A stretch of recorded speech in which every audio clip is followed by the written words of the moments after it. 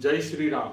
So tomorrow a very old wound is going to heal for the natives of this Bharatvarsha, and we are all very happy that Bhagwan Sri Ram is going to come back to his Janma Bhumi after more than 500 years of struggle. As we have been discussing various countries since last, this is the fourth for the third week of discussing the Human Development Index. With relation to that, we have been comparing the countries with very high Human Development Index with respect to high Human Development Index. The Human Development Index includes education, health, and income. Now, because of lots of things for thousands of years, for basic health, what we need food, and income is indirectly indicator of how good food you are taking or how good education you are having. Thousands of years the human beings have been wandering from one part of the world globe to another part, and that is what I am indirectly talking about, invasion. Okay, Soumya will continue. uh, Soumya, you please continue and explain about what we are going to discuss now. So, what we are going to do today is we are going to review two books that Mayur and I have read.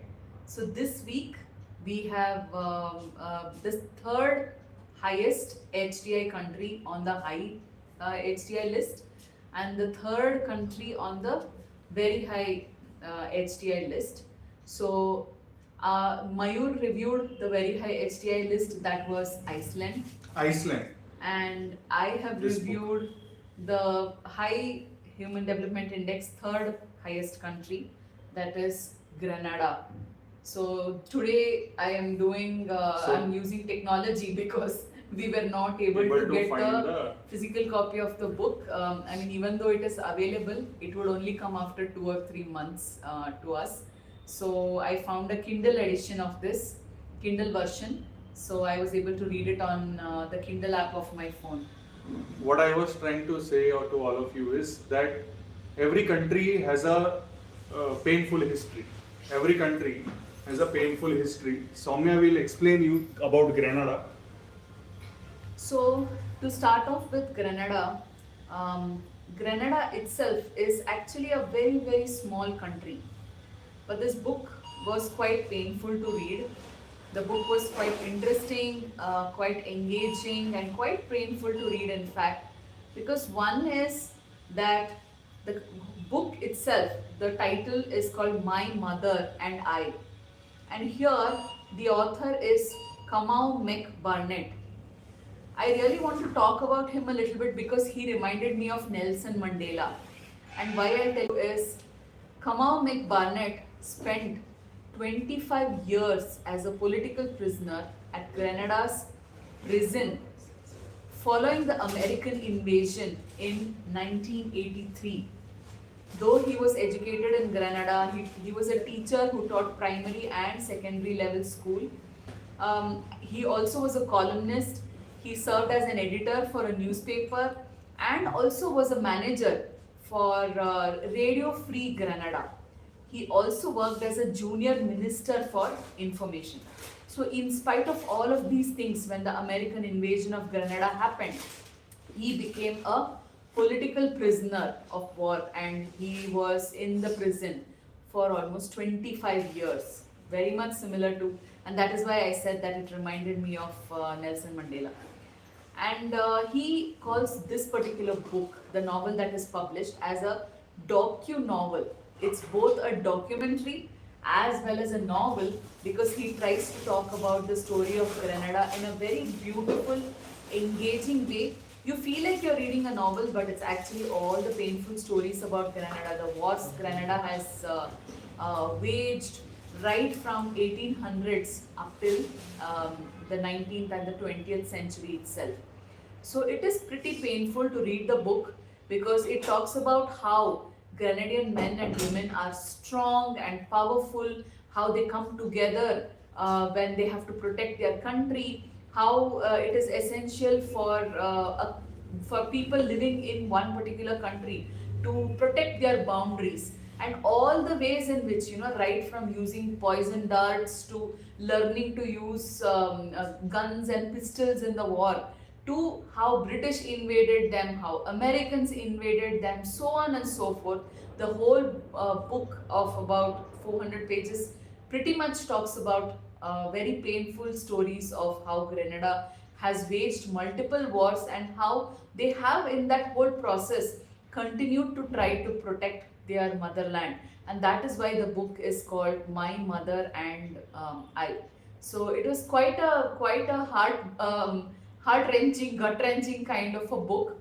The author definitely has done justice, and in fact, it is his own experience that definitely has come, and that is how the book flows. It is definitely not for young authors, young readers. I'm sorry, young readers. Not for children. Not for children, because there are topics and themes that are not suitable for Quite graphic. authors who are less for readers who are less than 18 years of age. One thing I want to finally tell about this author is also that he was, after he came out of the prison, he was involved in teaching the prison inmates to read and write for over 2 decades. Even when he was in the prison, even after he came out of the prison, he continued to teach the inmates to read and write. So it gave me goosebumps overall to read. And the book itself has, about 42 small chapters. And it was quite, each chapter is taking to a different event, another next attack, how they protected their country. So overall, it was, though not really talking about hardcore culture of Grenada or what it looks like or what are the typical people like. What I came to know is how strong they are, and how much of value was given to protecting their boundaries, protecting their culture. And in this specifically, again and again, they talk about the importance of females also coming into the picture. And they say if men went to war, women would cook, women would support them, women would sharpen their weapons, women would do this. So equally, how men and women came together to not wage war like soldiers, but as the whole community, how they came together to protect their country. So that was what the book was all about. So Mayur, you want to share Iceland. your Iceland experience? The Iceland as a country is a very laid back, very aram se country as such. But the Iceland, an island which is full of volcanoes, full of volcanic eruptions, because it is at the junction of two important moving tectonic plates of Earth. So it's a geographical wonder. Okay. And it is still expanding basically. So recently also, just on 14th of January, this Sankranti also, there was lava eruption just near one village of Iceland. Yeah. You would have read in the news, I shared with you. So it continues to happen, and because of that, this was a very less populated area. This still is a very less populated area. And the interesting history about Iceland is that the murderers and the criminals from Norway, Denmark, Sweden, they used to travel. They used to jump into the sea, and they used to run away to unknown, uninhabited islands like Iceland. Now, Iceland also, they will gather together because they are very aggressive people. The author here has very honestly, very openly expressed about the history of Iceland. He has not tried to hide anything. He has openly said they were murderers. And they used to do Galata, or they used to do fighting in Iceland also. And they used to run away towards further west. And that is how they found Greenland. Now, these places had their own indigenous people. Yeah. Okay, so it's very interesting. Now from Greenland also they will fight from east coast of the Greenland, they will go to the west coast of the Greenland. And now the earth, no, if you see here, where we have taken this globe here, you can see Iceland is here. It is quite north, towards the North Pole, okay? And you see Iceland to Greenland, the distance is very, very less. And from Greenland to Canada, that distance is also very, very less. Within 2 days, you can reach the east coast of North America. That is why now the history has changed. Columbus is not the discoverer of North America. Actually, there were controversies there that there are three Icelandic people who had already reached well before 500 years before Columbus to the east coast of Canada, this part, the upper part. Here they had reached, and then they kept on, going along the coast, and they had apparently reached till New York also. And that is very interesting history. Until and unless we read thoroughly about any country, we don't come to know. Now, as I was reading, Iceland looks like a very calm country. They don't have an army, and they don't involve in any kind of wars basically.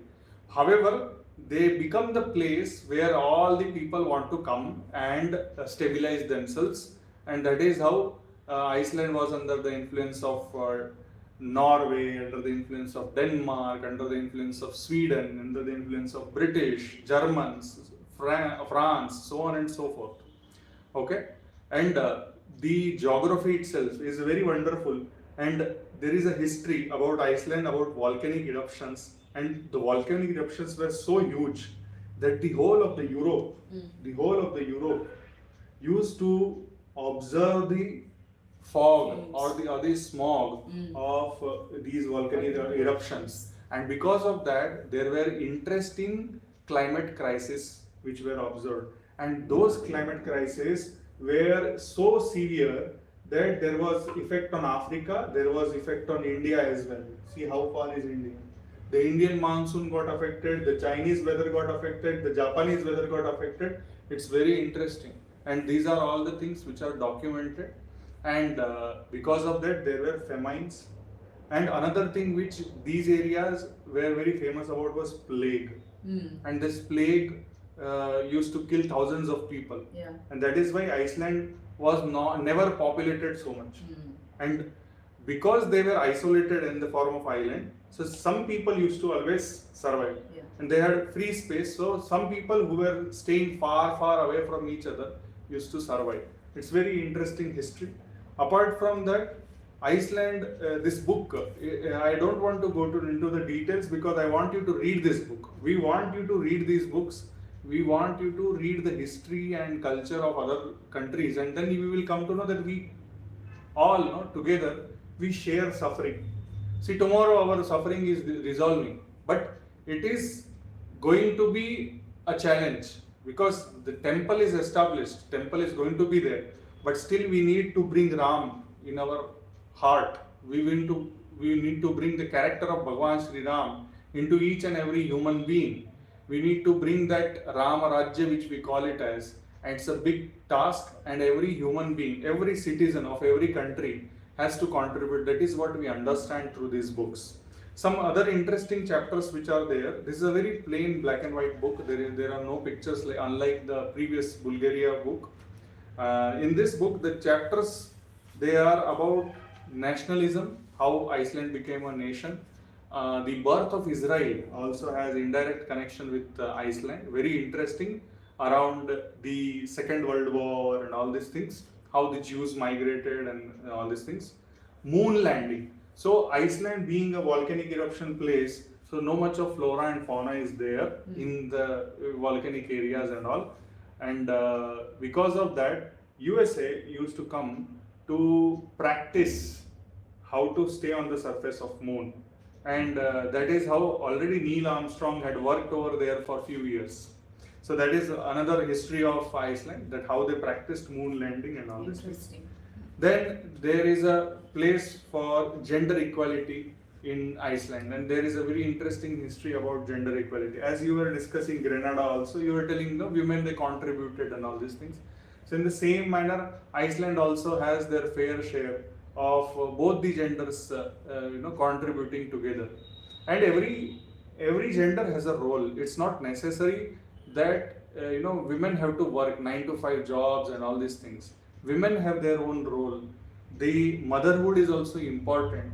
Now as we have come here towards gender equality and all these things, we know that recently in Goa one horrendous act happened where a 39-year-old lady allegedly killed her own 4-year-old son, and in a very dark, funny manner, the name of the company was Mindful AI.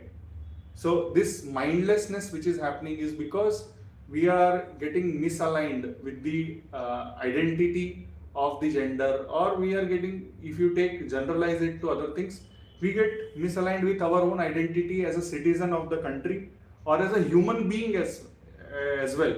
And that is why I feel that these books, no, like the book from Grenada, The Mother and I, and this book, How Iceland Changed the World, we can consider Iceland as a very small, insignificant country, a very small dot on such a huge globe. Okay, but this country has resulted into very interesting aspects in the whole world.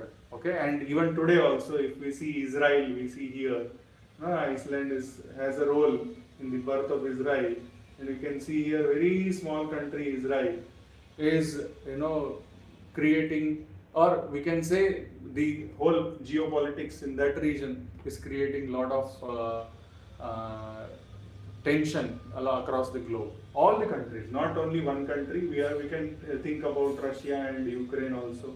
Even Pakistan and Iran also recently things are happening, and that is why we need to understand very basic understanding of how human beings in the various parts of the globe think, act, and try to resolve their conflicts, try to heal their wounds in a positive and systematic manner.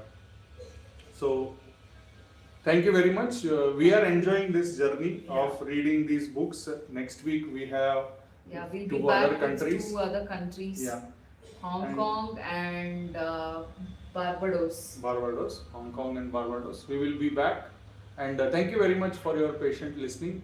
And we will be continuing to give our inputs. We will enjoy sharing these thoughts with you. Thank you very much. Jai Sri Ram. Have a very enjoyable Punah Prana Pratishtha of Bhagwan Sri Ram at Ayodhya. Thank you very much. Thank you. Namaste. Namaste everyone.